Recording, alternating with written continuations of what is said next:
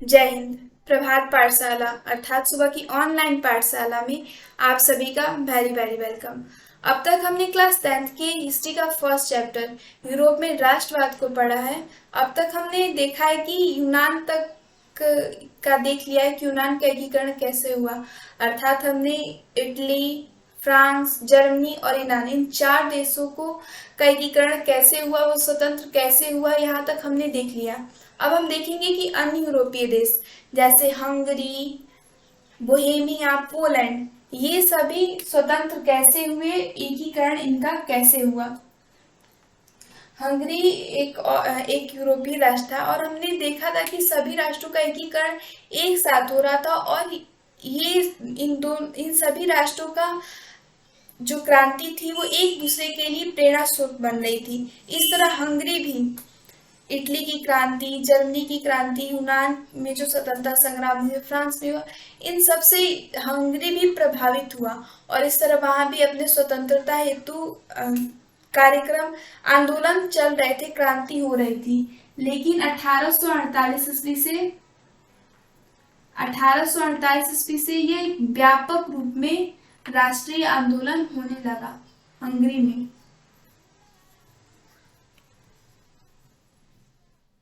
1848 ईस्वी में राष्ट्रीय आंदोलन व्यापक रूप से होने लगा और हंगरी की जो राष्ट्रीय क्रांति थी उसको समर्थित करने वाले, उसको नेतृत्व करने वाले क्रांतिकारी थे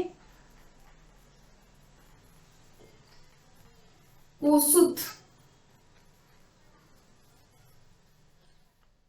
कोसुत जो लोकतांत्रिक विचारों को मानने वाले थे और साथ ही जो कार्ल मार्क्स थे, कार्ल मार्क्स वर्ग विहीन समाज को बढ़ावा दिए थे, तो ये कार्ल मार्क्स से भी प्रभावित थे और ये भी वर्ग विहीन समाज को बढ़ावा देते थे। और दूसरे थे फैसी, और पहले तो कोसुत हो गए और दूसरा फ्रांसिस डिक, फ्रांसिस डिक। और भी क्रांतिकारी हुए होंगे लेकिन मेनली हम लोग के बुक में दो ही नाम देता है, कोसुद और फ्रांसिस डिक। ये दोनों हंगरी के क्रांतिकारी थे और इन दोनों ने हंगरी के राष्ट्रीय आंदोलन का नेतृत्व किया, क्रांति का नेतृत्व किया। इस तरह 1848 ईस्वी में व्यापक रूप में हंगरी में क्रांति होने लगी और कोसुद थे वो यहाँ की राष्ट्रीय विचार को, भावनाओं को बढ़ावा दे रहे थे और ये जनता को वर्गहीन समाज के लिए प्रेरित कर रहे थे। इस तरह इनकी राष्ट्रीय क्रांति से इन पर, हंगरी पर पूर्ण रूप से ऑस्ट्रिया का प्रभुत्व था, जिसके खिलाफ में ये राष्ट्रीय आंदोलन कर रहे थे। इस तरह इन्होंने जो आंदोलन किए उनके सकारात्मक प्रभाव निकल के सामने आए और 31 मार्च 1848 ईस्वी में इनके राष्ट्रीय आंदोलन व्यापक होने के कारण ऑस्ट्रिया को हंगरी का बात मानना पड़ा और इसमें इन्होंने कई सारी शर्तें रखी हंगरी ने ऑस्ट्रिया के सामने। इनके जो इन 18 मार्च 1848 में जब ऑस्ट्रिया ने इनकी बात मानी तो इन्होंने अपनी जो शर्तें रखी उसमें सबसे पहला शर्त था कि मंत्री परिषद अर्थात स्वतंत्र मंत्री परिषद, अर्थात जो हंगरी वहां पे स्वतंत्र मंत्री परिषद का गठन हो और बाद वो जो मंत्री परिषद हो उसमें सिर्फ हंगरी के ही राष्ट्र शामिल हो, सबसे पहला शर्त था।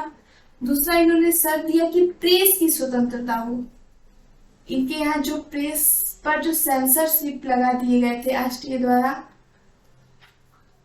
इसलिए इन्होंने मांग किया कि यहाँ की प्रेस की स्वतंत्रता हो। फिर उन्होंने मांग किया कि राष्ट्रीय सुरक्षा सेना हो, अर्थात यहाँ पे जो सेना हो ऑस्ट्रिया से स्वतंत्र हो और उस राष्ट्रीय सुरक्षा सेना हो। उसके बाद से इन्होंने शर्त रखी कि इनकी प्रतिनिधि सभा हो,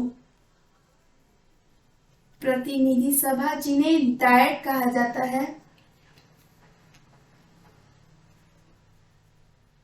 इनकी स्वतंत्र प्रतिनिधि सभा हो और ये जो प्रतिनिधि सभा उसका हंगरी की राजधानी थी बुडापेस्ट, वहां पे प्रति वर्ष इनकी बैठक हो और इन सारे शर्तों को ऑस्ट्रिया ने मान लिया और इस तरह धीरे धीरे ये लोग स्वतंत्र हो गए ऑस्ट्रिया से। इस तरह हंगरी ऑस्ट्रियाई प्रभुत्व से स्वतंत्र हो गया। ऐसे ही एक अन्य यूरोपीय राष्ट्र था पोलैंड, और ये जो पोलैंड था उस पर रूस का आधिपत्य था और इन्हें रूस के खिलाफ में कार्रवाई करनी थी, रूस के खिलाफ में लड़नी थी। लेकिन 1830 ईस्वी में इन्होंने कई सारी क्रांति की, लेकिन इनको कोई विदेशी जैसे इंग्लैंड, फ्रांस, हमने देखा कि सभी देशों को एक सहायता मिल रही थी, लेकिन इन्हें कोई सहायता नहीं मिली। इसलिए इन्होंने क्रांति तो की, परंतु उस वक्त ये विफल हो गया और धीरे धीरे आगे चल के इन्हें बाद में स्वतंत्रता मिली। इसी प्रकार बोहेमिया भी एक यूरोपीय राष्ट्र था जिसपे ऑस्ट्रिया का शासन था। ऑस्ट्रिया का शासन था और बोहेमिया में चेक जाति के रहने वाले लोग थे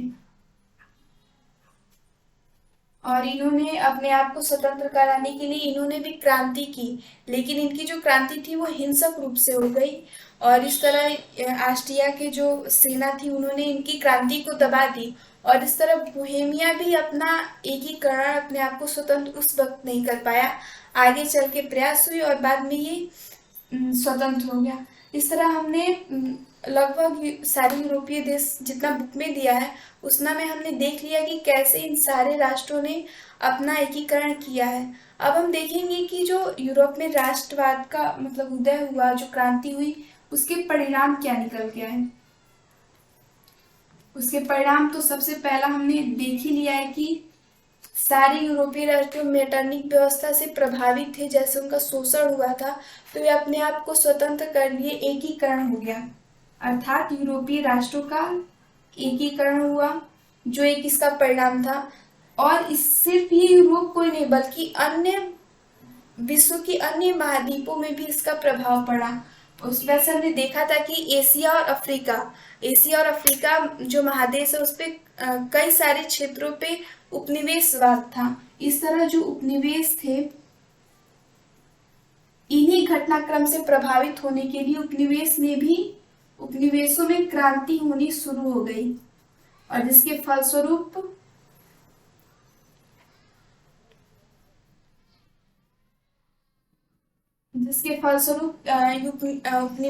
उपनिवेशवाद भी समाप्त होने लगा, अर्थात उपनिवेश भी स्वतंत्र होने लगे जो एशिया और अफ्रीका के अन्य देश थे। जैसे हम भारत को उठा के देखते हैं तो भारत यूरोप के राष्ट्रवाद से बहुत ही ज्यादा प्रभावित था। उस वक्त टीपू सुल्तान जो मैसूर के शासक थे, उन्होंने 1789 ईस्वी की फ्रांस की क्रांति से प्रभावित होकर उन्होंने भी उपनिवेशवाद के खिलाफ लड़ाई लड़ी। हमने अपने इतिहास में पढ़ते हैं तो देखते हैं कि मैसूर का युद्ध, 4 युद्ध हुए जो अंग्रेजों और मैसूर के शासक टीपू सुल्तान के बीच हुए, जिनको मैसूर ए शेर अर्थात मैसूर का शेर कहा जाता है। इस तरह हमने देखा कि संपूर्ण विश्व को यूरोप की क्रांति ने, यूरोप की राष्ट्रवाद ने, यूरोप के एकीकरण की हुई क्रांति ने संपूर्ण राष्ट्र को प्रभावित किया। इस तरह ये चैप्टर समाप्त हुआ। इसके आगे हम इस चैप्टर का जो क्वेश्चन आंसर है, टिक ऑप्शन है, वो सब हम देखेंगे।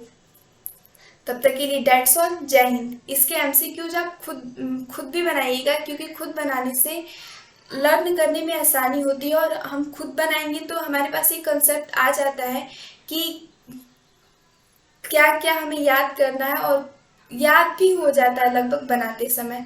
डेट्स ऑल, जय हिंद।